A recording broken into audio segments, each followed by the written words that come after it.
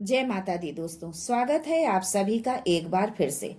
माँ भगवती की कृपा आप और आपके परिवार पर सदा सर्वदा बनी रहे। दोस्तों, यदि आप अपनी लाइफ में नया कुछ सीखना चाहते हैं तो चैनल को सब्सक्राइब जरूर करिएगा।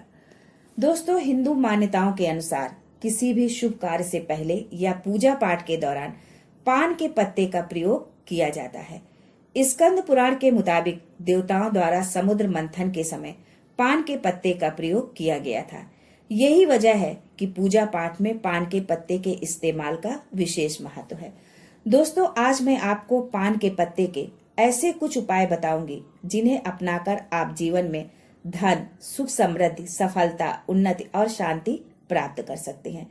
लेकिन उससे पहले आपसे रिक्वेस्ट करती हूँ कि वीडियो को लाइक करिएगा, दोस्तों को शेयर कर दीजिएगा और अगर आपने अभी तक चैनल को सब्सक्राइब नहीं किया है तो चैनल को सब्सक्राइब करके बेल आइकन जरूर दबाइएगा। दोस्तों, पान के पत्तों को ताजगी और समृद्धि का प्रतीक माना जाता है। स्कंद पुराण के अनुसार पान के पत्तों की उत्पत्ति समुद्र मंथन के दौरान हुई थी। पान के पत्तों में देवी देवताओं का वास माना गया है। यही कारण है कि प्रत्येक पूजा पाठ एवं मांगलिक कार्य बिना पान के पत्ते के संपन्न नहीं होते। दोस्तों, तो आज हम जानते हैं कि पान का पत्ता किस तरह हमारी किस्मत के बंद ताले को खोल देता है। पहला, यदि आप बहुत परेशानी में घिरे हुए हैं, कोई आपका साथ नहीं दे रहा और जब कोई आपका साथ ना दे तब अपना हाथ भगवान के हाथों में दे दे, वही आपकी नैया को पार लगाएगा। ऐसी मुसीबत के समय बस आपको एक छोटा सा उपाय करना है।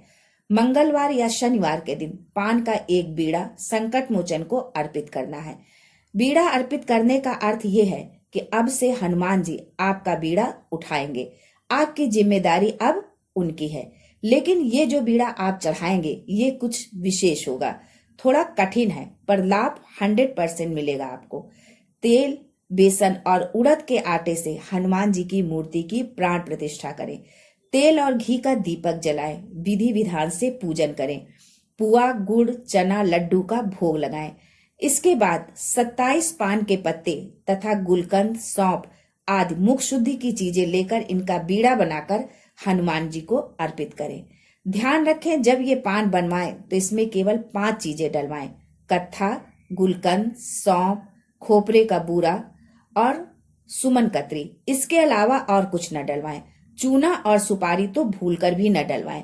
साथ ही ये पान हाथ धोकर साफ हाथों से बनाएं, तंबाकू का हाथ ना हो।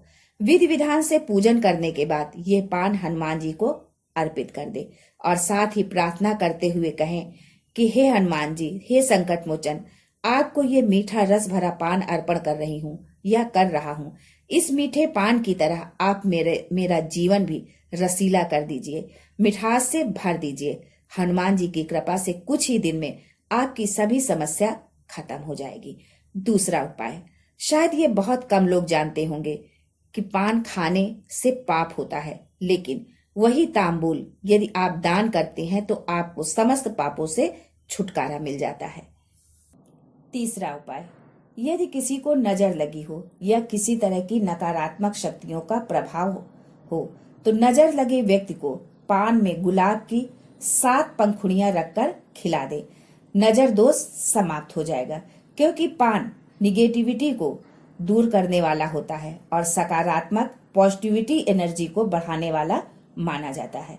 चौथा उपाय, दोस्तों, ये बहुत कम लोग जानते हैं कि भगवान भोलेनाथ को पान भी अर्पित किया जाता है। यदि आप भगवान शिव को विशेष पान अर्पित करते हैं तो आपकी हर तरह की मनोकामना पूर्ण होती है। इस विशेष पान में केवल कत्था, गुलकंद, सौंफ, खोपरे का भूरा और सुमन कतरी डाली हुई होती है। महादेव का पूजन कर नैवेद्य के पश्चात उनको ये विशेष पान अर्पित करें। नंबर 5, दोस्तों, यदि आपका किसी भी तरह का व्यवसाय है, छोटा या बड़ा जो भी है, यदि आपको ऐसा लगता है कि किसी ने तांत्रिक क्रिया करके आपकी दुकान बांध दी है तो आप शनिवार के दिन प्रातः 5 पीपल के पत्ते और 8 पान के साबुत डंडीदार पत्ते लेकर उन्हें एक ही धागे में पिरोकर दुकान में पूर्व की ओर बांध दें। ऐसा कम से कम आप 5 शनिवार करें। जो पुराने पत्ते हों उन्हें किसी नदी में प्रवाहित कर दें। आप देखेंगे कि इस छोटे से उपाय से आपकी दुकान दिन दूनी रात चौगनी चलेगी, आपकी बिक्री बढ़ती रहेगी। छठा उपाय, हर व्यक्ति चाहता है कि उसके घर परिवार पर उस पर ईश्वर की कृपा बनी रहे और इसके लिए वो हर तरह के जतन भी करता है। ईश्वर की कृपा आपके घर परिवार पर हो, इसके लिए ये छोटा सा उपाय जरूर करें। सुबह उठकर स्नान आदि से निवृत्त होकर देवालय या गणेश मंदिर में जाएं। मंदिर में जाकर मूर्ति के समक्ष एक पान के पत्ते पर सिंदूर में घी मिलाकर या कुमकुम से रंगे चावल से स्वास्तिक बनाएं।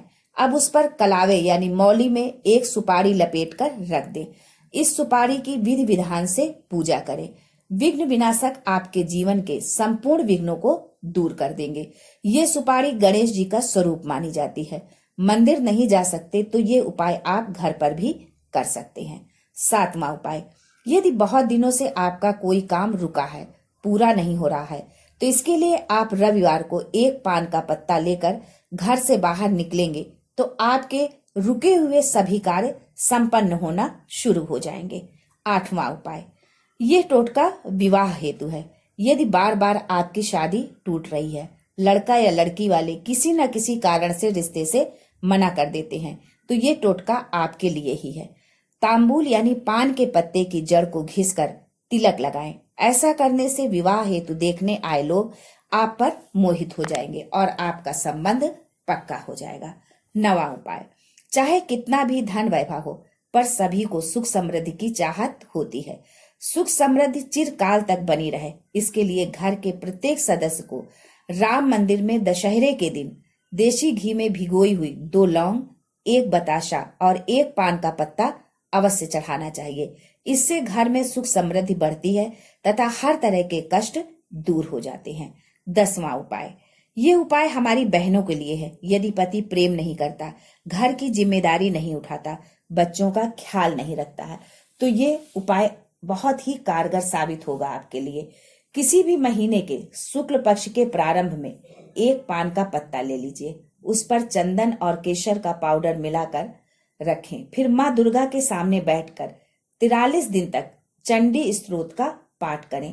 पान का पत्ता रोज नया लें। प्रयोग किए गए पान के पत्ते को उठाकर अलग रख दें। यानी जो पत्ते आपने एक दिन रखा है, आपने पाठ किया है चंडी स्तोत्र का, दूसरे दिन उस पत्ते को उठाकर एक किनारे रख दें और पुनः नए पत्ते पर ये क्रिया दोहराएं। ये क्रिया आपको 43 दिन तक करनी है। 43 दिन के बाद उन पान के पत्तों को जल में प्रवाहित कर दें। यानी जो पत्ते अभी तक आपने पूजा में उपयोग किए हैं, उन सारे पत्तों को लेकर आप जल में प्रवाहित कर दें। चंडी पाठ करने के बाद चंदन और केसर जो पान के पत्ते पर रखा था, उसका तिलक अपने माथे पर लगाकर पति के सामने जाएं। इस उपाय से पति का प्रेम आप पर बना रहेगा। ये उपाय करने से पहले किसी लाल किताब के विशेषज्ञ से सलाह जरूर ले लें। माँ भगवती आपका कल्याण करे। आज के लिए बस इतना ही दोस्तों, मिलते हैं अगले वीडियो में। तब तक के लिए हर हर महादेव, जय माता दी।